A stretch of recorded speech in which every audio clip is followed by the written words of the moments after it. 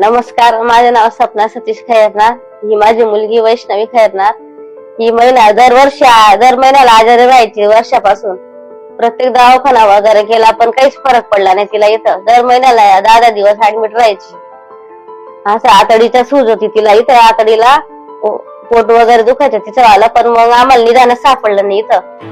मग शेवटी ते शेजारी होते दवाखान्यात ऍडमिट झालेले की ते म्हणायचे की तुम्ही दादांची मदत घ्या, आता तेच तुम्हाला सहकार्य करतील. आता मग आम्ही रात्री 2 वाजता दादांना कॉल केला. मग दादांनी कॉल पण उचलला आमचावाला.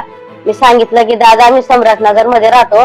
मग दादांना आम्ही कॉल केला. दादा बोलले की सकाळी या, तुम्ही लगेच या, घाई करा डायरेक्ट आणि लगेच या तुम्ही सकाळी ट्रेनने बसून.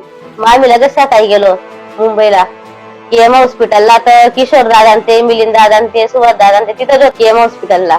तर मग त्यांनी ऍडमिट वगैरे केलं इमर्जन्सी मध्ये डायरेक्ट, की तिला त्रासच कसा होत होता.